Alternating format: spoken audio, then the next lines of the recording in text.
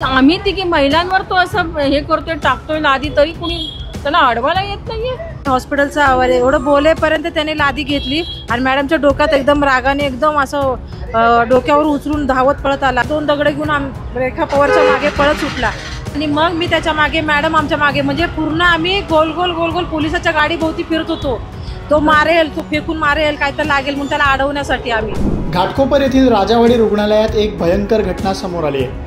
मिळालेल्या माहितीनुसार रुग्णालयाच्या आवारात फिरणाऱ्या गर्दुल्ल्यानं भर दुपारी चक्क महिला सुरक्षा रक्षकांना मारहाण केली।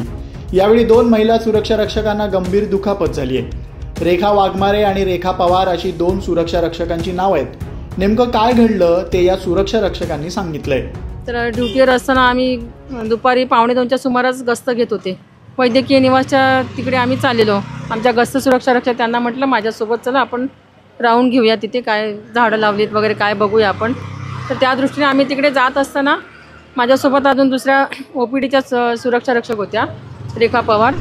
तर आम्ही तिघी जात होतो तिकडे। तर हा जो व्यक्ती आहे तो मुकेश नावाचा मुक्या, तर तो तिथे खूप घाणघाण शिव्या देत होता, एकदम अश्लील भाषेमध्ये, ज्या आपल्याला महिलांना आम्हाला ऐकताना एकदम लाज वाटत होती। तर इतक्या घाणघाण शिव्या देत होत्या।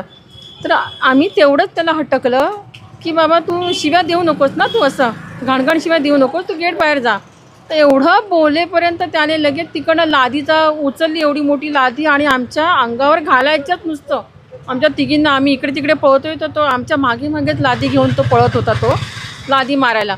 तर तेवढ्यात मग आमच्या सुरक्षा रक्षक आहेत या वाघमारे आणि रेखा पवार, तर ह्या मध्ये आल्या। मग ती लादी त्यांना लागली त्याच्या हातातून घेता घेता दोघींना। त्याने मग हिचा हात पिरगळला आणि त्या दुसरीला मग ती लादी, आणि त्याने दुसरीला त्याने जोरात लोटून दिलं, लादी टाकली आणि त्याने तिला जोरात घसपटवलं, तिकडे जोरात असं फेकलंच।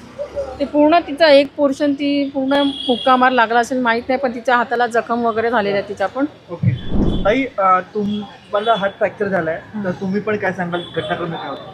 नाही, तो ज्याप्रमाणे मॅडमवरती लादी, मॅडमने जेव्हा त्याला सांगितलं की घाण शिवे देऊ नको आणि तू शिवे देत असेल तर गेटच्या बाहेर जा, कारण हे हॉस्पिटलचा आवाज एवढं बोलेपर्यंत त्याने लादी घेतली आणि मॅडमच्या डोक्यात एकदम रागाने एकदम असं डोक्यावर उचलून धावत पळत आला आणि त्याच्या डोक्यात मॅडमला घालणार तेवढंच आम्ही, मी आणि माझी मैत्रीण रेखा पवार जी OPDला होती, त्या दोघींनी येऊन मॅडमला सांभाळलं आणि त्याला पकडलं, एकदम पकडून त्याच्या हातातली, आणि तिकडचा एक म्हणजे आपला हॉस्पिटलमध्ये एवढे लोक येतात त्यातला एक चांगला माणूस होता, त्याने पण त्याला पकडलं।